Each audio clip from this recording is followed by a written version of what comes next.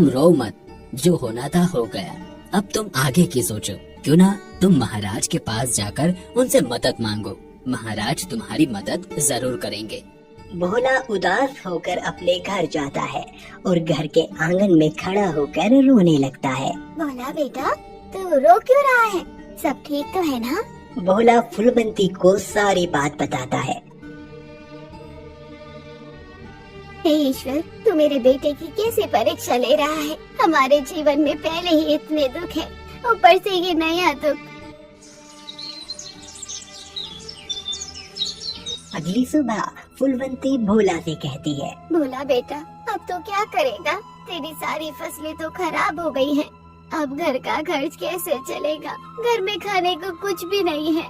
मैं महाराज के पास राजमहल जा रहा हूँ, महाराज से काम मांगने। माँ, तुम प्रार्थना करना कि मुझे काम मिल जाए। मेरा आशीर्वाद तो हमेशा तेरे साथ है, निश्चिंत होकर जा, तुझे काम जरूर मिलेगा।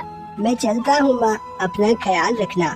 इतना कहकर भोला अब राजमहल जाता है और वहाँ महाराज को सारी बात बताता है।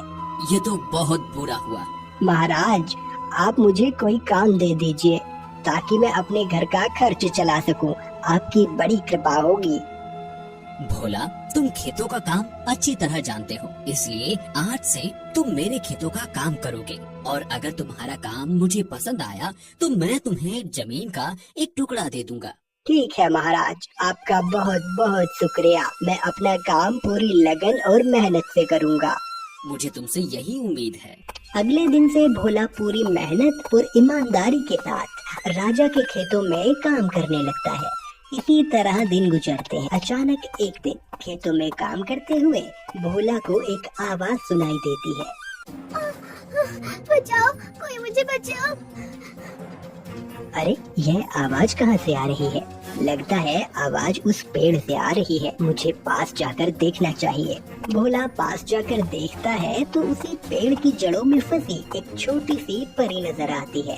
अरे, यह तो एक परी है, लेकिन यह यहाँ कैसे फंसी? अरे इंसान, तुम जो कोई भी हो, मेरी मदद करो, मुझे इस पेड़ से आजाद करो। तुम परेशान मत हो, मैं तुम्हें निकाल लूंगा। भोला पेड़ की जड़ें काटकर लाल परी को बचाता है। तुम्हारा बहुत बहुत शुक्रिया, तुमने मेरी जान बचाई। पर तुम्हें यहाँ किसने कैद किया था? तुम तो एक परी हो, जादू से खुद को आजाद कर सकती थी। हाँ, मैं एक लाल परी हूँ, लेकिन मेरी शक्तियाँ छीनने के लिए मेरे पीछे एक दानव पड़ा हुआ है। वो मुझसे बहुत ज्यादा शक्तिशाली है। उसी ने मुझे यहाँ जड़ों में कैद कर रखा था।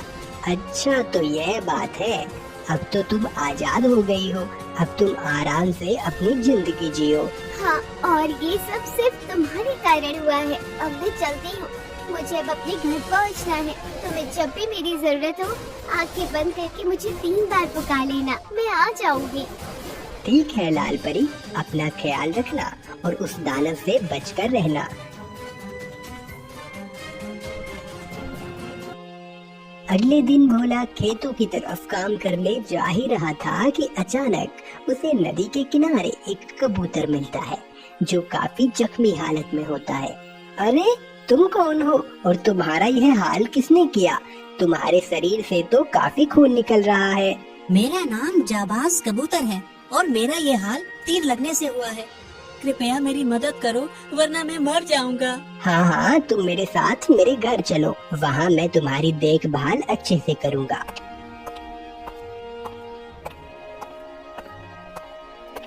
भोला, तू इतनी जल्दी कैसे वापस आ गया? और ये कबूतर तुझे कहाँ से मिला? इसकी हालत तो बहुत खराब है।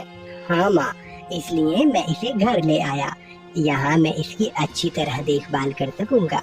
अब तुम निश्चिंत होकर यहाँ आराम करो, तब तक मैं अपना काम खत्म करके आता हूँ। भोला जाबाज कबूतर की जिम्मेदारी अपनी माँ को सौंपकर खेतों की तरफ वापस चला जाता।